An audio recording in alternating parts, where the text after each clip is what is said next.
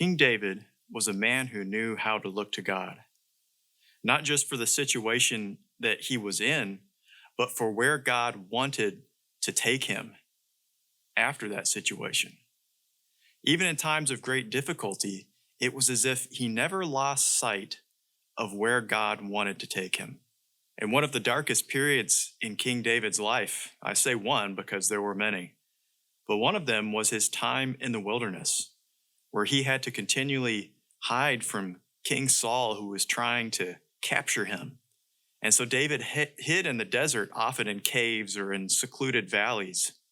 But in that, he did not forget what God was calling him to, not just to be king, but he had a sense that God was calling him into something greater, because David became an example to us as New Testament believers of one who went within the veil of the presence of God. Something we see soon after David becomes king over Israel is that he erects a tent on the hill of Zion, and he brings the holy ark that represents the presence of God. And he enters into the presence of God as very few in Israel had ever done. But it's a picture to us that God desires for us to come within the veil of his presence, to meet with him, to hear his voice, to know his heart, and to follow him wherever he leads us. And so David had this before him. I'm not sure if he fully knew or understood what would take place in the future, but God put something within his heart to know the presence of God. And there's a psalm I would like to look at with you that depicts this. And it was written exactly during this time in his life as he was in the wilderness. And so I'd like to read this with you in Psalm 63. And it's not too long, so we'll read it all together. In Psalm 63, it was a psalm of David when he was in the wilderness of Judah. And it says, "O God, you are my God. Early will I seek thee. My soul thirsts for thee. My flesh longs for thee in a dry and thirsty land where no water is, to see thy power and thy glory, so as I have seen thee in the sanctuary. Because thy loving kindness is better than life, my lips shall praise thee. Thus I will bless thee while I live. I'll lift up my hands in thy name. My soul shall be satisfied as with marrow and fatness, and my mouth shall praise thee with joyful lips, when I remember thee on my bed and meditate on thee in the night watches, because thou hast been my help. Therefore in the shadow of thy wings will I rejoice. My soul follows hard after thee. Thy right hand upholds me, but those that seek my soul to destroy it shall go into the lower parts of the earth. They shall fall by the sword. They shall be a portion for foxes, but the king shall rejoice in God, and every one that swears by him shall glory. But the mouth of them that speak lies shall be stopped." And so here is David in the wilderness of Judah, trying to keep him and his men safe from King Saul's soldiers and his spies. But what is David doing in this situation? He's missing something. Right? But it's not what you would expect. I was thinking of Israel in the wilderness. They also missed something from their old life. It says they missed the good food of Egypt. They missed the onions and the garlic and the spices and so forth. They must have had some good recipes that they couldn't make in the wilderness. But the thing is that that's all they could think about. But David, he wasn't longing for that. He wasn't longing for what he had lost because he was having to be on the run. Instead, his longing was for God. Like we read in verse 1, he said, Lord, my soul thirsts for you. My flesh longs for you like a dry land where there is no water. And in the midst of his difficulty, in his captivity, he remembered the Lord's presence. He said, Lord, I'm hungry and thirsty for your presence. And what sets David apart is that he is not just looking at the past and comparing it to his present situation. He's not just considering all the things that he had lost in the wilderness, but he is instead looking to the future with eyes of faith to what God could do in him and through him. Because we read verse 2, it says, to see your power and your glory as I have seen you in the sanctuary. It's as if David had experienced a measure of the power and glory of the Lord. And perhaps he did so when he went up to Shiloh, where the tabernacle had been set up and the sacrifices had been offered. And, God perhaps met with him and gave him a taste of his presence, of his glory, but it wasn't the fullness. Something interesting to consider is that the ark of God, which represents his presence, was no longer in the tabernacle at that point. It had been lost to the Philistines in the battle by the sons of Eli, and then it was divinely recovered. It says God smote the Philistines with a sickness, and because they had taken the ark, and so they put it on a cart, and the oxen went straight back to Israel. But instead of putting it back into the tabernacle, it resided for many years in the town of Kirjath Jearim, in the house of a man called Abinadab, and there it remained. And so David has experienced God in a measure, but his cry is, Lord, I want to know you more. I want to see your power and your glory again, perhaps even in a greater way. What I want us to see in this experience of David in the wilderness is how he was looking forward in God. In the midst of his captivity, he wasn't just looking backwards at what he did not have or even what had changed in his life. He was looking at what God would do, and his heart was set on meeting God, on praising and rejoicing in him, because he knew this was not the end, but God had a plan and a purpose for his life. Let's read those verses again in Psalm 63, where he talks about what he will do towards God. And this is Psalm 63 and verses 3-5. He says, because thy loving kindness is better than life, my lips shall praise thee. Thus will I bless thee while I live. I will lift up my hands in thy name. My soul shall be satisfied as with marrow and fatness. My mouth shall praise thee with joyful lips. And so, do you see where David's focus was? It was on what he was going to do, because he knew that in the midst of his captivity, God was working, that God had a plan and a purpose. And David greatly desired that God would bring that to pass in his life. I just feel that for us, we are in the midst of our own captivity, so to speak. We see troubling things around us happening in all the earth. Yet God also desires for us to look forward in him, to see that he's working in the earth and he's working in his people to bring about his purposes. As Christians, we can have a unique perspective on what is taking place in the world. And we don't long for trouble and calamities to take place in the earth. However, we know that the Bible says these kind of things will take place, and in them we can have hope that what God has said about the last days will come to pass. And of course, part of that is his glory coming upon his people. And so we can take hope. Lord, you're doing something in the world. You're doing something in your church, and you want to do something in my life to make us a people who are ready for the coming of the Lord. Now, we want to look at something in David's situation that can also apply to us, because one thing that David had learned to do was to wait on the Lord for his timing. I'm sure David would have liked things to move a little quicker in obtaining his deliverance, but he had to learn to wait on the Lord.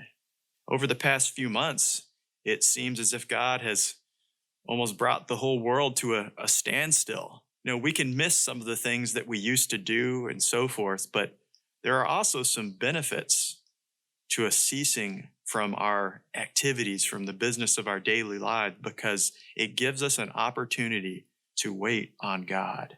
And in that waiting, it can birth something new in our hearts. Another psalm where David writes is Psalm 130. And he says this, Psalm 130, verses 5 and 6. He says, I wait for the Lord, my soul does wait, and in his word do I hope. My soul waits for the Lord more than those that watch for the morning. I say more than those who watch for the morning. In David's day, there were watchmen on the walls guarding the city, and some of them would have the night watch. And they would be standing on the walls for their watch, looking out for the enemy. But something else they were looking for was the sun to rise, because it would mean that they had completed their watch and the city was safe. But David says, Lord, I wait for you. My soul is waiting for you even more than those who watch for the morning. And so this is a time of waiting. And it's as if it directs our heart to the Lord. It causes our eyes to be fixed upon him because we realize how much we need him. And so we want to allow this to be a time where our hearts are directed to heaven, to the Lord. There can be a lot of unpleasantness in periods of waiting, or like David, perhaps a dryness. But a longing was birthed within David, where he said, Oh Lord, I long for your presence. I long to experience your power and your glory. It was as if he was saying, Lord, I've known you in the past to a degree, but I want to know more. I'm looking to what you want to do in me and through me. And so in that time, God was working in David's heart, making him ready to lead the nation as a king. And do you know what happened to David to help him become ready? Well, the scriptures say that many people, hearing of David hiding out in the desert, they sought him out to join him. And who joined with David? Well, we can read that in 1 Samuel 22 and verse 2. And it says, And everyone that was in distress, and everyone that was in debt, and everyone that was discontented, gathered themselves unto him, and he became a captain over them, and there were with him about 400 men. That's quite a description. And it doesn't sound like a very pleasant experience, because who did David have to be around in his trial? Those who were distressed and in debt and discontent with the way things were. And he didn't have to just be around them, he had to lead them. And so that was quite a challenge. There's a thought in this that in our captivities, in our trials, they're not always pleasant. And we can have unpleasant experiences, difficult experiences when we go through these situations, or even we can be around people that trouble us or that are unpleasant. But God is using those very things to work within us, to bless us and increase us. You see, David had learned how to lead these people in the desert, going from hiding place to hiding place. And I'm sure it was a great challenge to provide for everyone. But God did a work both in David and in the people, because eventually this group of unhappy people was transformed, and they became the basis of what became known as David's mighty men, warriors that helped David to conquer and subdue all of his enemies. And they did a work in David as well. There's another psalm where David is looking back at what the Lord did during this period of time in the wilderness. And he said this in Psalm 18 and verse 35. He said, You have given me the shield of your salvation. Your right hand has held me up, and your gentleness has made me great. David said, Lord, it's your gentleness that made me great. David became a great king, not just because he was a warrior or because he was wise, but it was the gentleness of God working in him and through him that he was able to lead that group of unhappy people. David learned to react in gentleness, and through that he was able to raise up a mighty company of soldiers. I want to consider one more thing concerning David and how God used him. In our previous online Bible study, we were considering the tabernacle of David, and we made a comparison between David's tabernacle and the tabernacle of Moses. Because throughout Israel's history, In the land of Israel, they had worshiped God at Shiloh, at the tabernacle that Moses had received from the Lord. In Shiloh, Israel would come and offer their sacrifices and give their offerings to the Lord, and it was the blood of animals shed to make atonement, or at least a covering for their sins. But God used King David to do something totally new. And even though Shiloh was only about 7 miles from Jerusalem, God allowed David to take the ark and put it in a tent on Mount Zion. And instead of offering the blood of animals, God allowed David to come before his holy presence and offer the sacrifice of praise and worship. And while in the tabernacle of Moses, there were many layers of separation between the people of God and the presence of God. But in David's tabernacle, those separations were removed because David's tabernacle speaks of God's desire to be intimately joined with his people. And something that the Apostle James said at the beginning of the church age, and he was quoting from the prophet Amos, and he said that God would build again and raise up the tabernacle of David in our midst. And that tabernacle represents the glory of God being set in the midst of his people. In reality, we're still waiting for the total fulfillment of that prophecy. And how do we know that? Because we're waiting to see the fullness of his glory. When Israel was at Shiloh, they were worshiping the Lord, but it was as if there was a missing component. They were missing a piece of the puzzle, so to speak. It was the ark. It was the presence of God. And as a church, we're seeking the Lord, and we too are asking for that component, that he would bring the fulfillment of his promise, of his glory to come upon the church and upon the earth in a greater way than we've ever known. As Habakkuk says, that his glory would cover the earth as the waters cover the sea. But something we know about King David is that he diligently sought for the glory of God. He said this in Psalm 132 and verse 4, I will not give sleep to my eyes or slumber to my eyelids until I find a place for the Lord, a habitation for the mighty God of Jacob. Then verse 8, it says, arise, O Lord, into thy rest, thou and the ark of thy strength. You see, David prepared a way for the presence of God. He had one desire, to dwell in the presence of God and to experience the glory of God, and for that glory to come upon his people, Israel. And God has the same desire for us. He has a plan and a purpose for his church in the earth in these days to be containers of his glory. And so in this unique time that we're passing through, let's look forward to God and what he desires to do. He wants us to experience his glory in a new way, even in a way that we've never seen upon the earth. But in order to do that, we have to make a way for his glory to come into our lives. As David said, I won't give sleep to my eyes or slumber to my eyelids until I find a place of rest for the glory of God in my life and in the people of God.